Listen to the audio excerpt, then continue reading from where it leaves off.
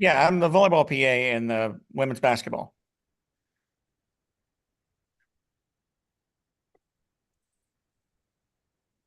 Well, just something came up about live streaming the meeting. Yep, we're on live stream right now. So that means everything we say can and will be used against us in a court of law. So we're the only ones online? You and I and Jennifer, and I don't know who 859-227 is, but yeah, we're the only ones here right now. There's usually a couple stragglers that show up later. Dean Hammond said we're live now. We are live. So that means we'll get started here in a minute. He usually turns the live on a couple of minutes before the program begins, just so he doesn't have to deal with it. All right, we're being recorded now. We are. All right, bring it on. All right, Dan, good talking to you. You too, Don.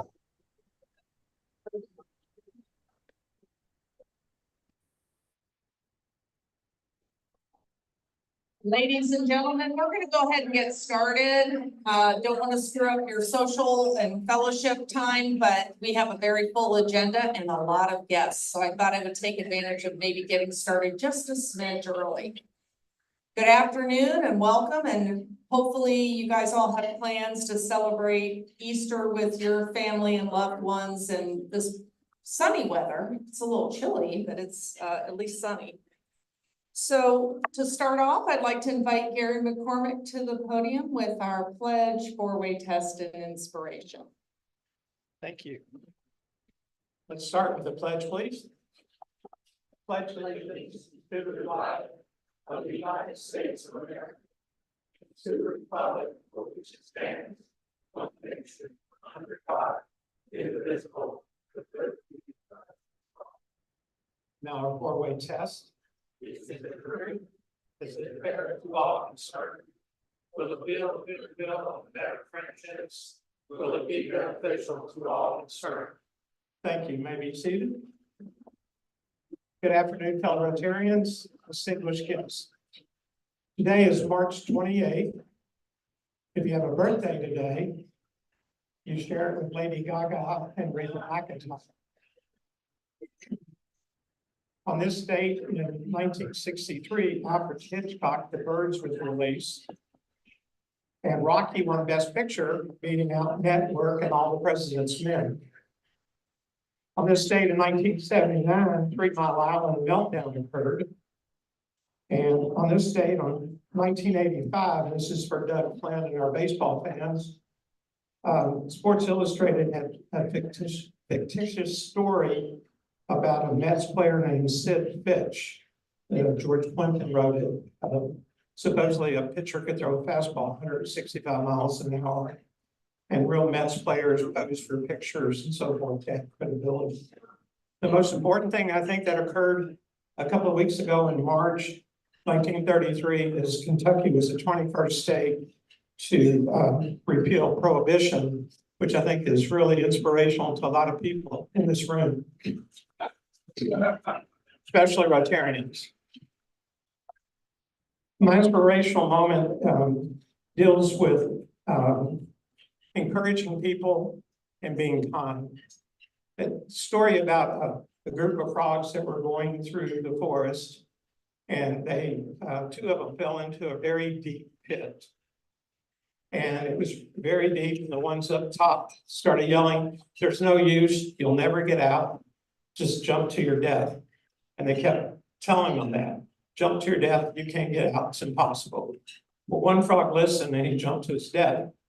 That little frog just kept jumping, kept trying to get out. Eventually he did get out.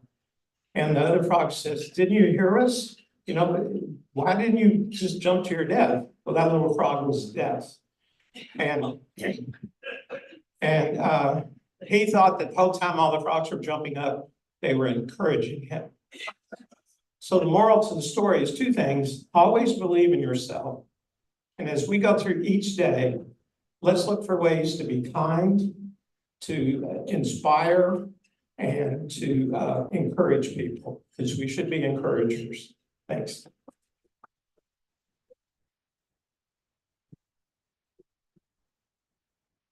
February. All right, I'd like to invite Bruce Daly to come up with our daily gambling or weekly gambling fix. See if I get lucky. Oh, I'm very lucky because I'm here in a room with all of you, but if I get a little cash. What's the pot? Oh, it's 700 and change. 700 and change. Ace of clubs. Ace of clubs. Ace of clubs. Okay, the first number is 9574. 9574. So close, yes. 9574. Oh, Brad. Remember you. Oh, maybe. Oh, sorry. Thanks for your donation. Got $1 there. Yeah, I wondered what that was. I was feeling in there. There you go. All right. The second number is 9579. 9579. I should have shaped these up a little bit.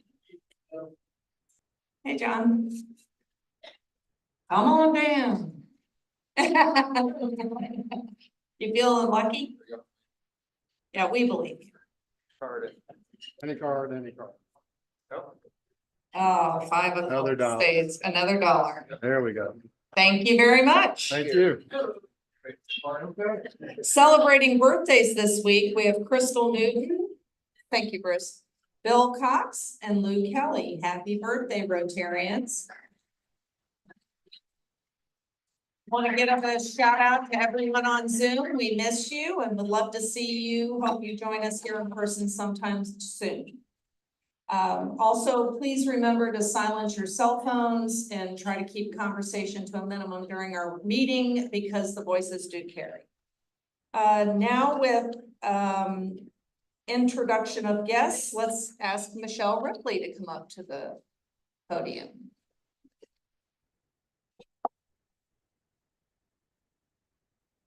Thanks, Kim. In your program, you see Amanda Huddleston was supposed to be here. I'm the pinch hitter today. So I first want to welcome the visiting Rotarians, starting with our district governor, Gene Clark. Hello, Gene. Welcome. We also welcome Keith Key. He's usually with the After Hours Club visiting. And transferring to our club from Flowood, Mississippi, we have Tim Mueller. Welcome, Tim.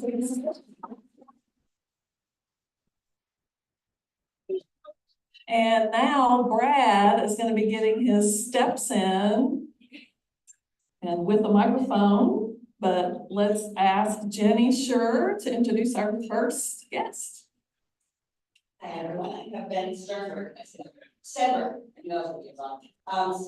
Beth just moved here from Central Ohio and is involved in financial consulting. And I met him last week at our Rotary Mixer.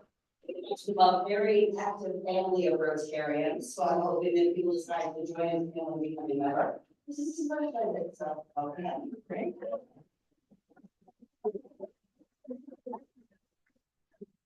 And then Brad is rounding the bases. We have Dan Kett has several guests with him. Where's Dan? Yes, there he is.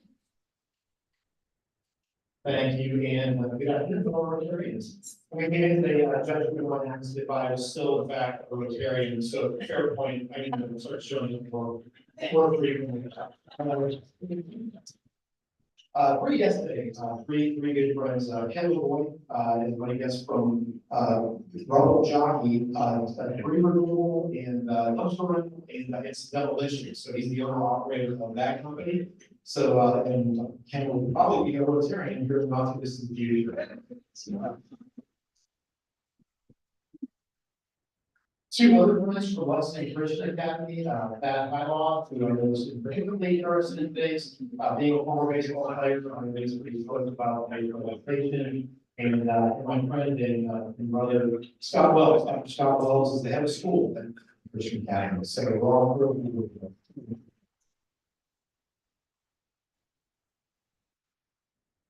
And thanks again, Diane, for hitting that triple.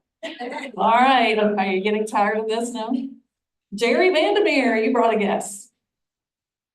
My guest and I'm more formally introduced by Flynn all the way from India.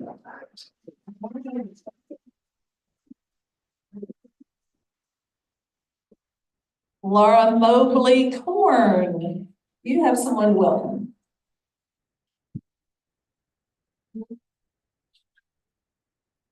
Hi, good afternoon. I'd like to introduce Sarah here. She is the co-founder and COO of Always Best Care of Greater Lexington, and she put her application in. Oh, that's right.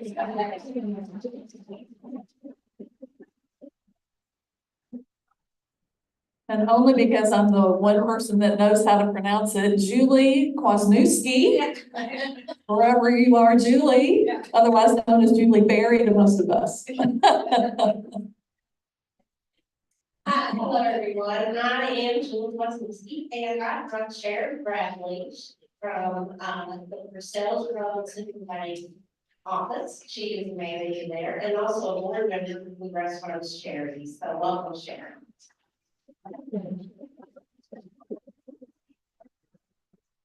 And last up to the plate, Lyle Hannah. Hey, well, I've got a terrific guest here, Nate Graham. And Nate is the CEO of Ronald Dollhouse, and he's embarking on a new project to build a new house because they are covered up with people in a great way, really positive, help a lot of families out whose kids are in the hospital and stuff. So, Nate, we're glad to have you here. Thank you very much. Welcome to all of our guests and visiting Rotarians. We hope you come back, and again to our guests, consider membership. Thanks.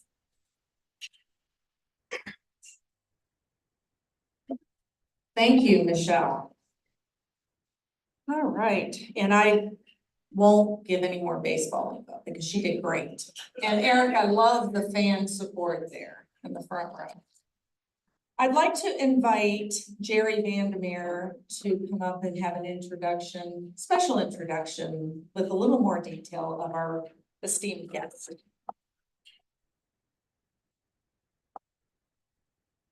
Thank you, President Kim, and good afternoon, Rotarians.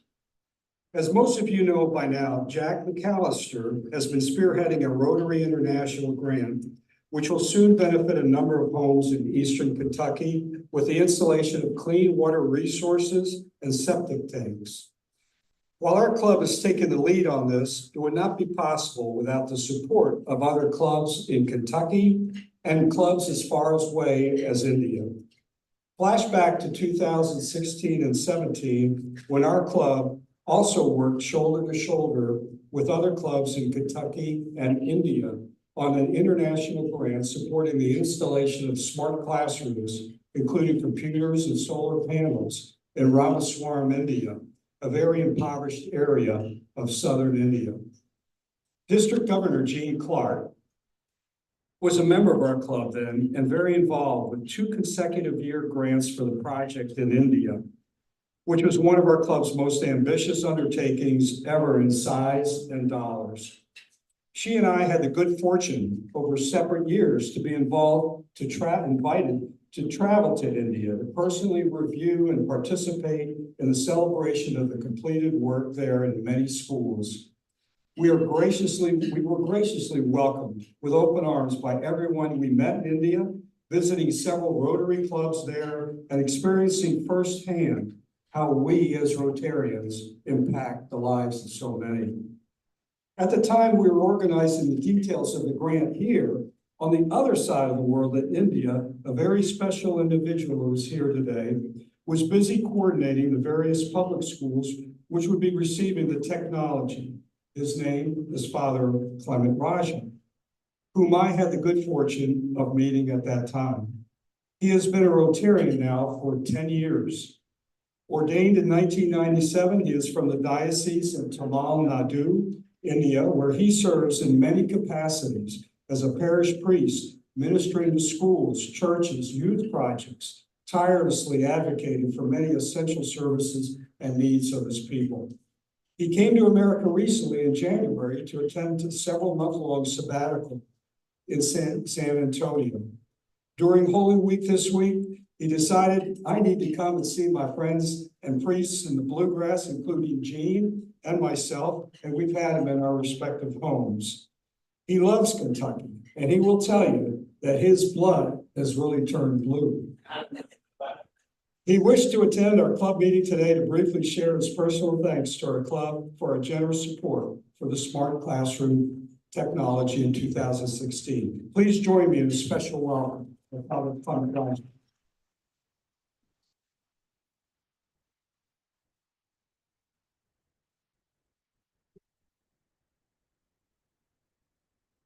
It is my pleasure and joy to be with you all on this very fine day, Holy Thursday, that is dedicated to all the priests of the world. Priesthood Day, we call it.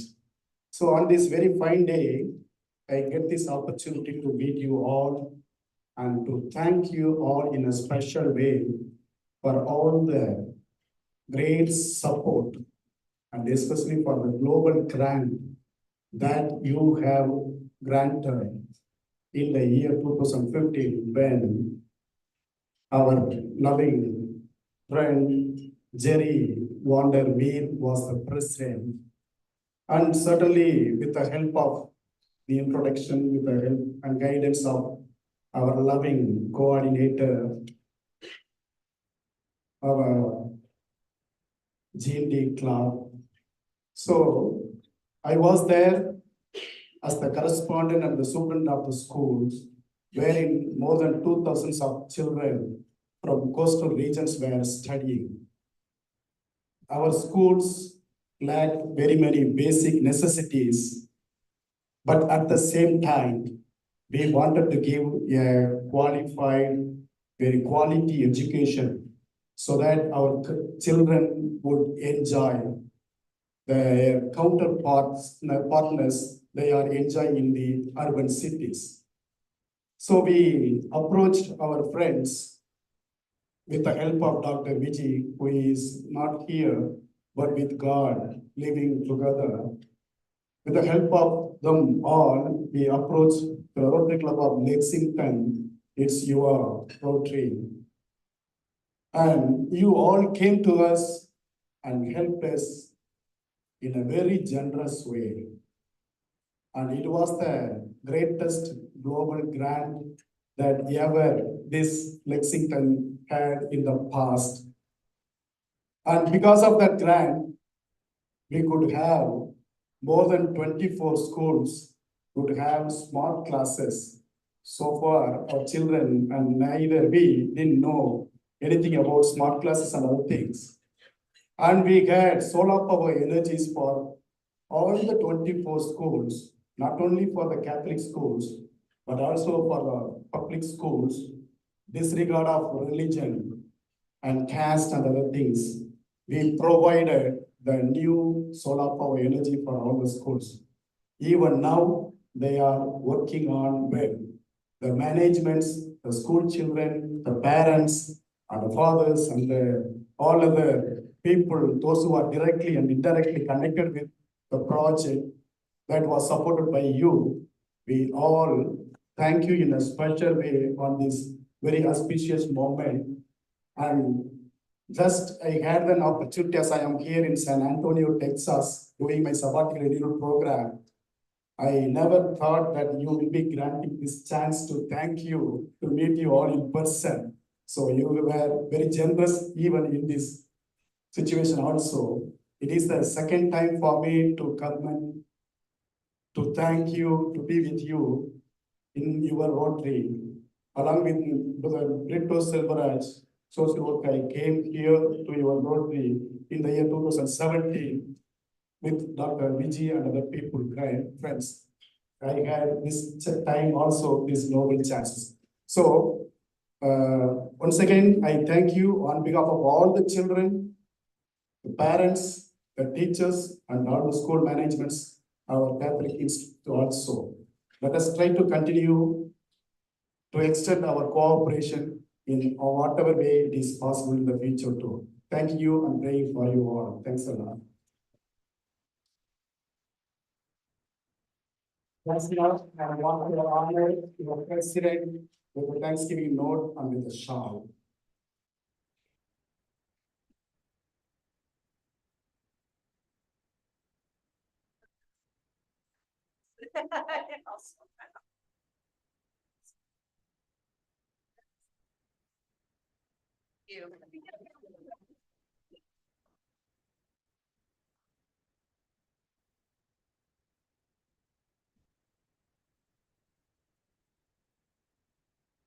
Boy, I'm inspired. It's a great reminder of all the things that we can do when we come together, right?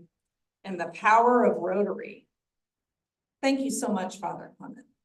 All right, so a couple of quick announcements and then we'll get on with the program. I want to remind you to sign up if you already have Kroger points, that to sign up for the Rotary Club endowment to receive matching dollars from Kroger. If you need some help, reach out, I guess. I think Peggy has some instructions on how to help you get the club so that we get some matching dollars. I got a notification that we were, with all my popular shopping, I think we did about 50 cents, but still it adds up. It's pennies, nickels and dimes, but it adds up. So if everyone in this room puts the club down as a recipient, that could be meaningful to our organization. We have bourbon for sale in the back and the bottles are getting low. So $100, it's a club fundraiser. We would love your support. If you bought one, thank you. If you haven't, please do. If you bought one and already drank it, there's another one. So thank you. And it tastes pretty good. Keynote outing is April 10th. There's only 5 tickets remaining. So if you're thinking about going to the dining room and creating some additional fellowship with your other Rotarians, please get your tickets now. Our newest Rotarians that are going to be introduced, I'd like to invite Jeff Moret up to the podium.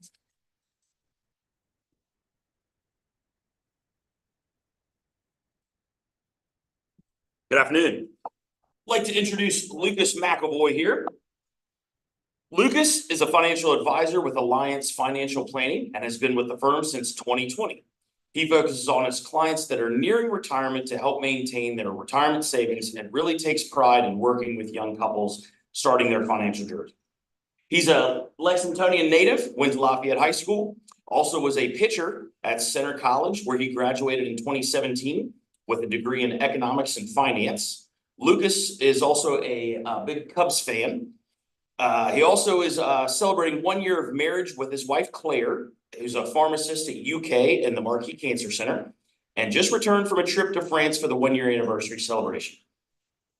In his free time, Lucas likes tailgating for UK football games, playing golf, and cheering on the Chicago Cubs. He and Claire go to concerts. Shankin, he's a little bit of a deadhead, which is good as well. And then he also enjoys playing golf, cheering on the UK Wildcats, and then going to concerts as well. He is also supporters of an organization called All God's Children, where they sponsor a foster family by providing meals for them on a monthly basis. And he also attends Center Point Church. Please welcome and give a round of applause for our newest member, Lucas McAvoy.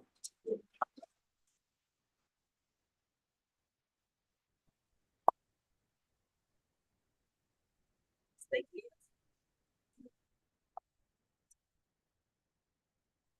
All right.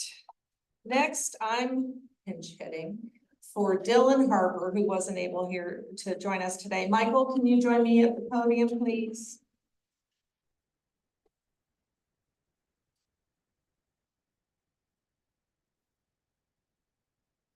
And I'm excited to introduce Michael Wallace to all of you because he has jumped in to the deep end. I'm very excited with him. He's the owner of and operator of Odyssey Optics Media, and that's where he provides exceptional media services and businesses and to businesses in real estate, construction, and destination marketing. Well, the reason I say I'm so thankful is that he has been joining in helping take many of our pictures for us at our social events and the Christmas party. And the networking events, so thank you so much. And we have a laundry list. Every time I see him, I'm always like, don't avoid me, please, because I have this list. I was thinking about you that we could use.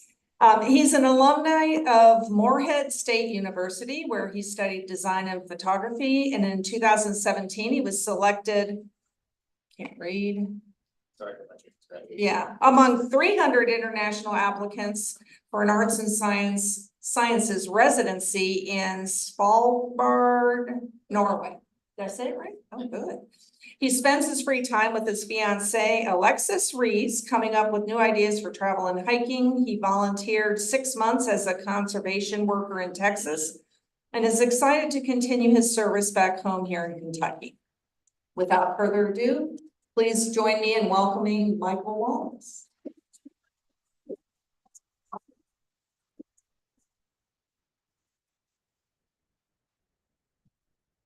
And now I would like to ask Tim Mueller to join me for the introduction of our panel today.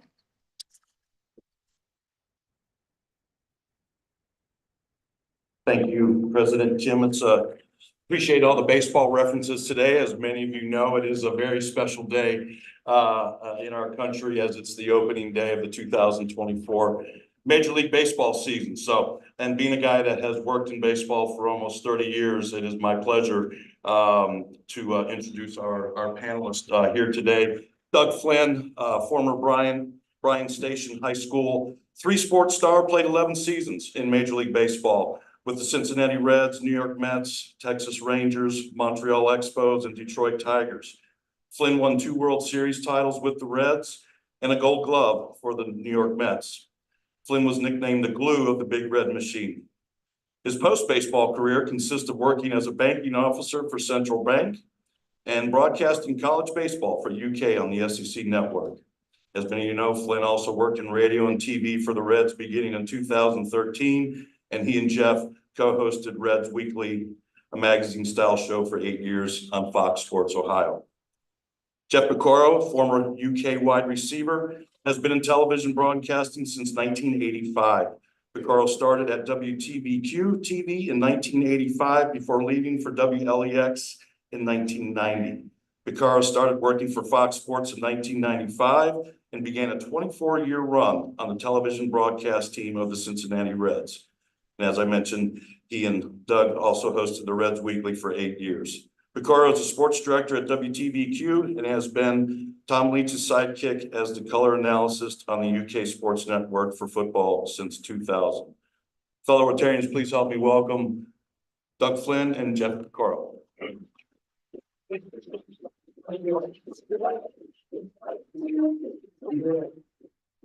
Father, sorry, we don't know anything about cricket, so. So, what were we looking to do? Well, I made these notes last night, or this morning, and I showed it to Doug, and he said, 8 years of working together this morning, so we never had. You got to do the states and get fired on the same day. That was kind of the trend over there here. I got fired from a lot of things. But we got fired and we didn't know it until somebody read in the paper and called us and called us. That's how it works in baseball. Yeah. But, no, thank you all. I know you don't want to hear from me. That's why I came here. No, see, he and I, it's almost like. We were having a lot of fun Yes. on Reds Weekly. We all finish each other's sentences. But we couldn't make references to things that we love, like if something happened, we'd start singing "Kiss You All Over" by Exile. And then say, you can't do that, why not? We don't have permission. We know, they don't care. Or they make an error by doing an ole, and Doug will start to say, no, you gotta get right, you can't say that. Can't go mean to the guys. I know. They see it, So- makes it for Bill. The players are, so Jeff and I like, and that's why I appreciate when you call football. Because you give us, because you play football, but you also tell us what it was like to be on the field and what the thinking is. I don't know, a little bit correct thinking, but what is happening, because we don't think, we just react. Exactly. Okay. I was a little upset the intro here this week. Talk about my prestigious career in baseball. I just, oh, yeah, that whole team was in Kansas again, and dominated. He led the fancy camp with suntan. And he didn't pop one up to the infield one day and he didn't run. It's fine, but He had paid a report for nothing. I will tell you what, I know there's a lot of people disapprove that have the wherewithal to do it, but if you are any kind of a baseball fan, fantasy camp is unbelievable. You basically go out to Arizona for a week and you're red. I mean, you've got your coaches are Jack Billingham, Ken Griffey Senior, Eddie Toppensee, on and on and on, Danny Graves, Austin Kearns, all kinds of guys, and extra coaches. You got the training staff, the same ones that the Reds have, you have the same lockers that the Reds have, and basically that week you're red. It's actually really, really fun. You play doubleheaders every day, which isn't fun, at 62 years old, and try to go out there in cleats. Ben got 86 this year. And still for Still get side guys and he's a furrier and a furrier. I mean, he throws a knuckleball. 86 years of age.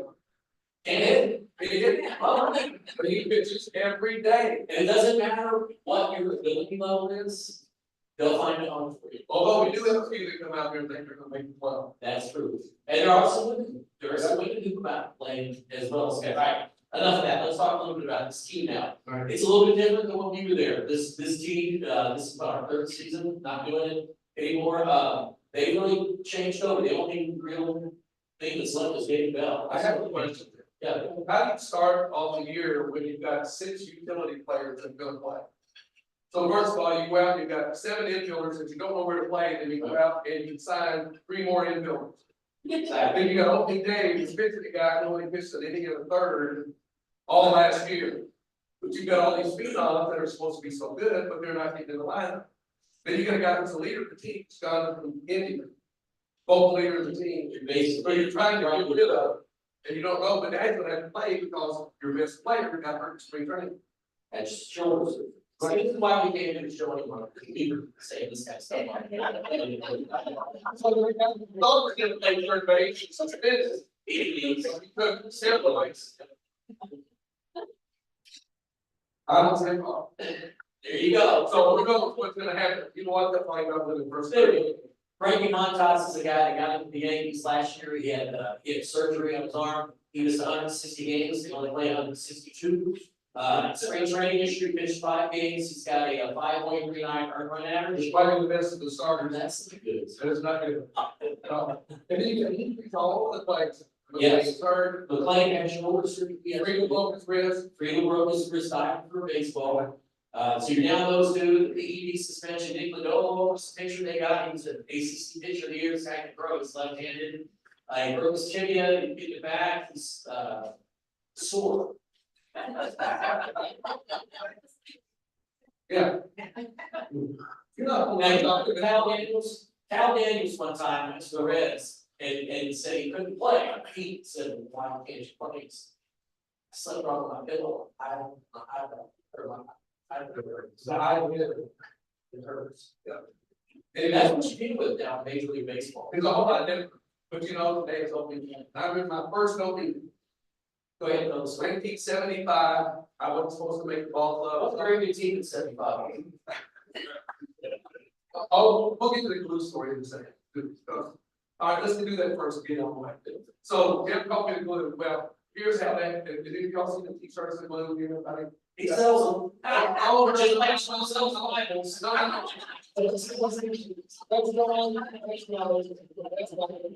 Hey, this is last time, that always independence. Wait, let me ask you something. You don't start getting on me about my shirts and I won't tell because your dad was a head of the farm and they got the drugs you were getting for free.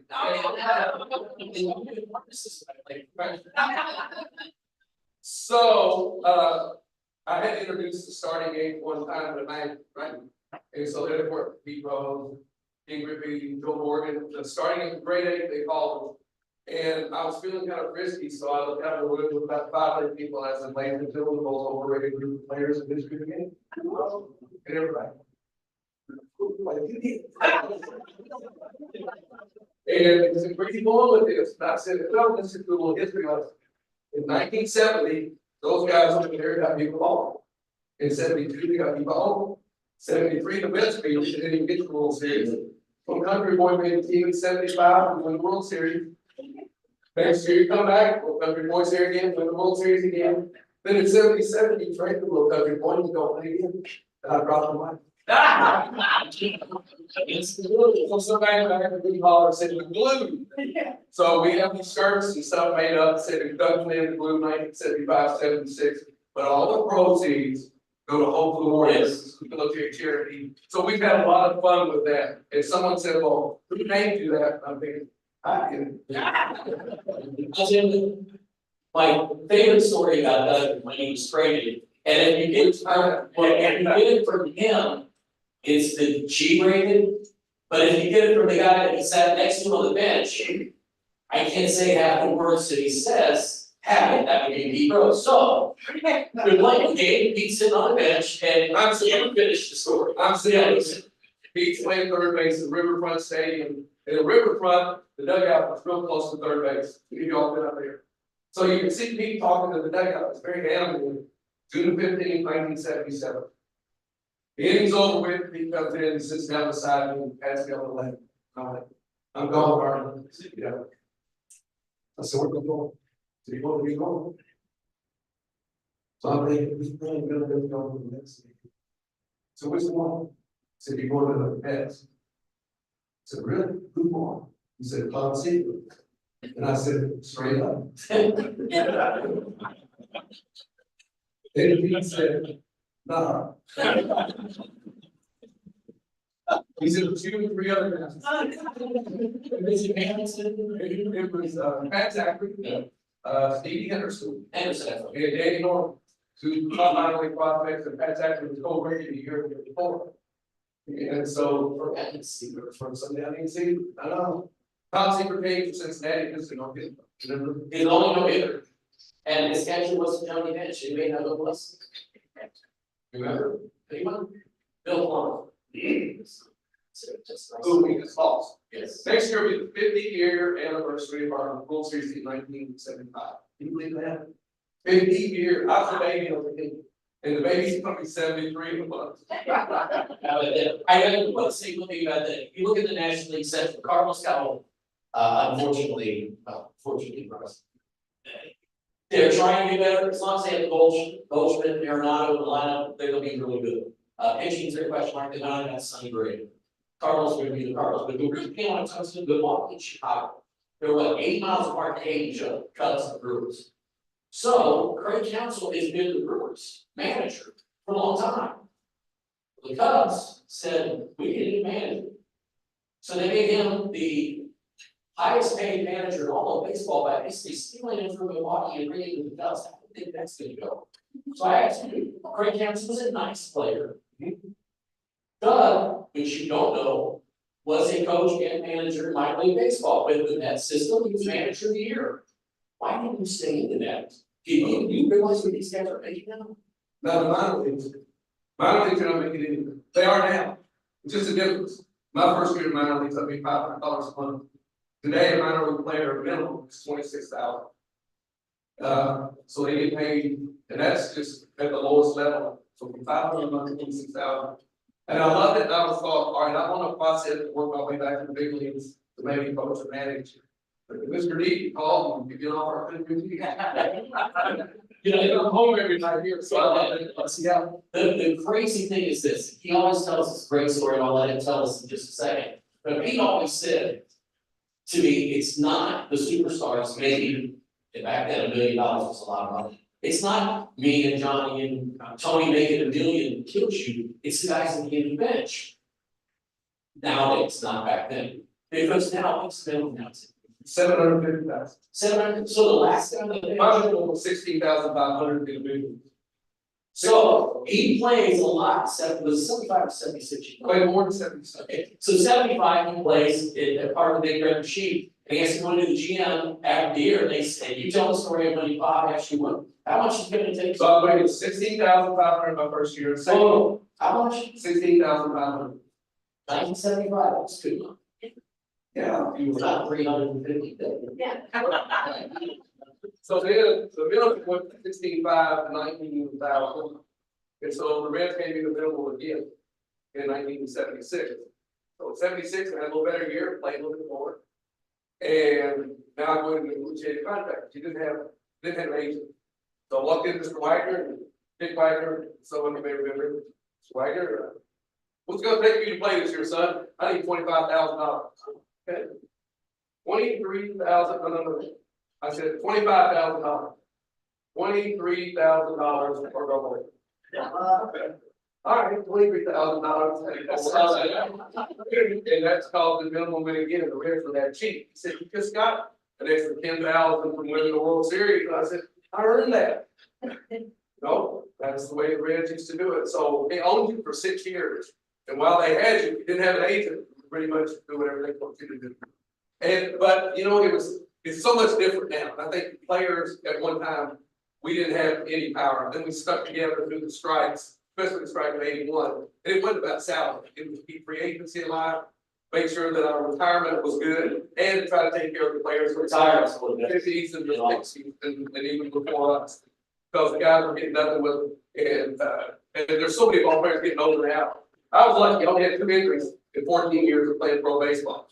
But since I've been out of it, hips, shoulder, neck, it all playing on AstroTurf, all is sort of caught up. So, but it's a little different now.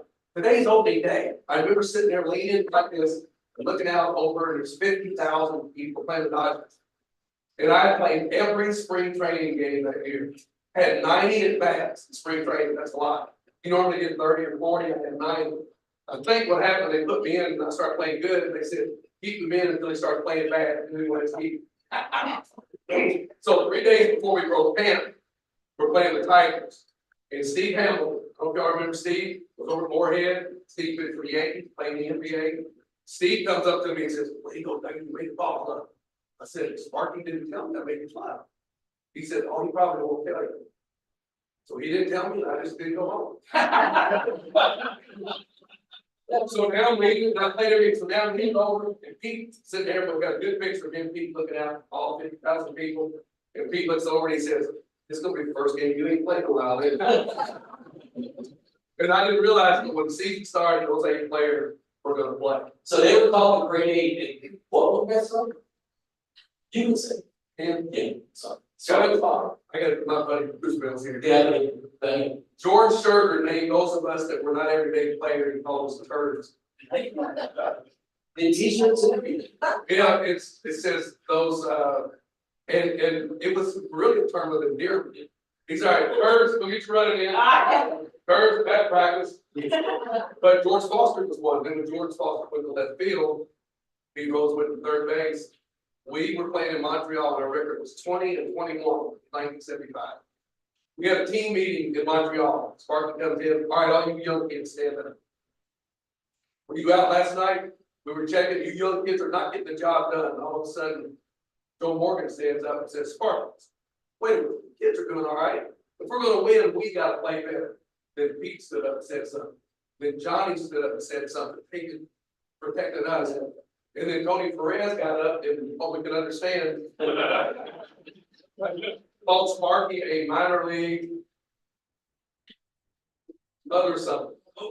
And said, sit down and get out of the way and we'll win this thing. We come back into Cincinnati and we win 41 of the next 50 and we're on.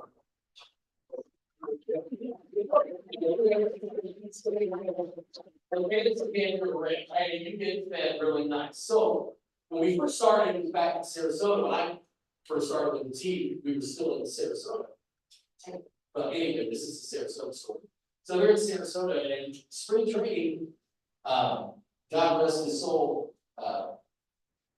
Bernie, I am. Bernie would have a big pie of hot dogs, right? Bernie would the clubhouse manager. Tell them what you guys got to eat. Now they're there all day. They got to be here one time, 7 in the morning, 8 o'clock in the morning. They're there all day. What do they need you for lunch? When you finally Well, now they have a full restaurant in their clubhouse. You can eat 3 meals a day if you want. When we were there, we had watered down soup, watered down Gatorade. And if you were lucky, you got a piece of fruit. if you return, it would be for, or parent or salary, or any of that. But the other guys got that, and that was all you got. Now they come in, they got, I mean, it's great. I love when I used to get like for spring training, they're gonna make me meal money, you're qualified. But it's changed so much now. The kids today are so big. It's like I'm doing games over here in the UK. The kids are all big. I played at 168 pounds. There's nobody under 200 pounds playing over here. These guys are big and they're working out. They're pulling something called an oblique. Doc, what is that? I can't heard of it. We didn't have obliques back then. But they're pulling them, I guess. So must be a big thing. The other thing that I always think is amazing, that I lost my thought was.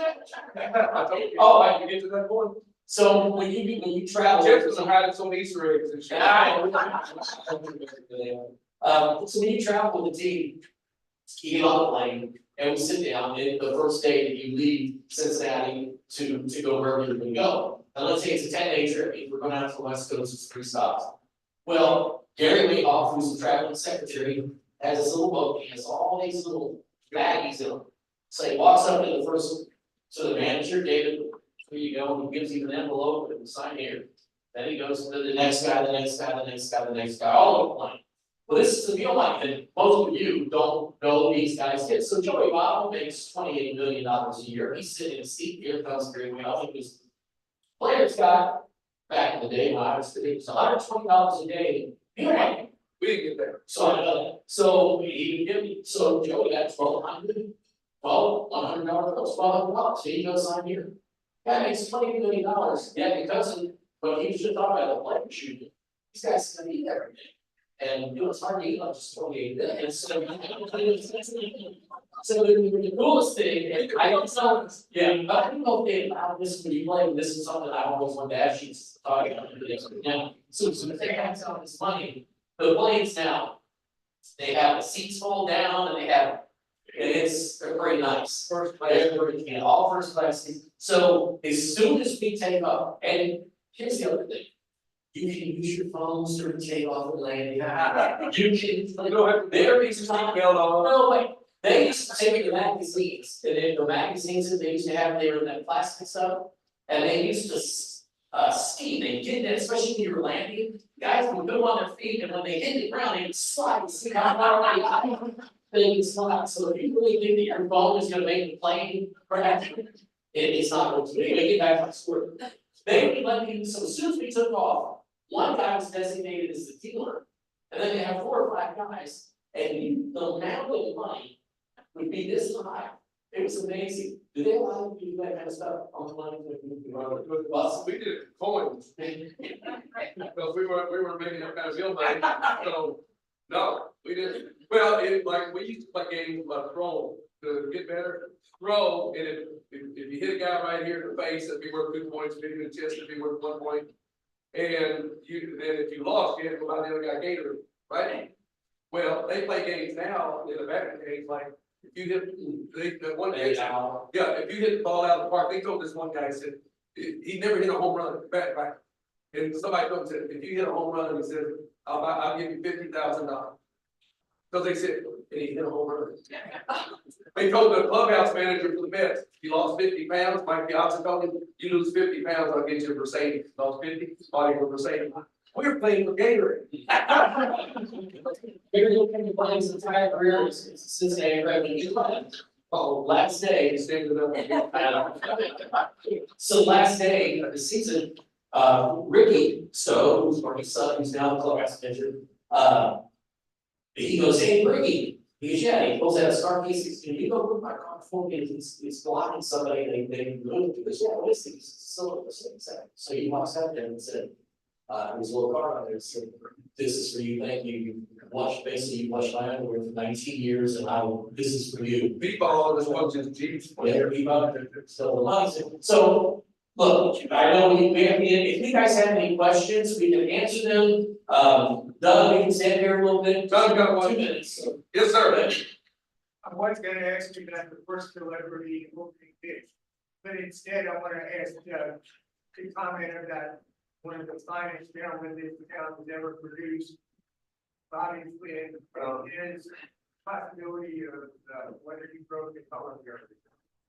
Thanks, Don. Yeah, Jan played it, my dad, we lost him September 22.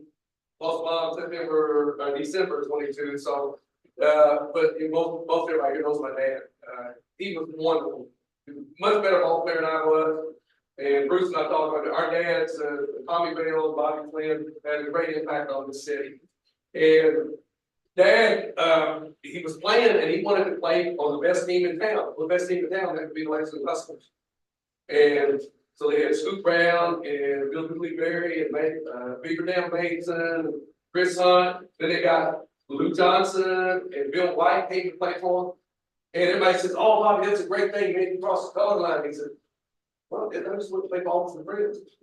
And you ask all those guys, they said, "We didn't know color much." But my question for Dad was, everybody had a nickname. What was your nickname? He said, "Well, they did call me Snowball."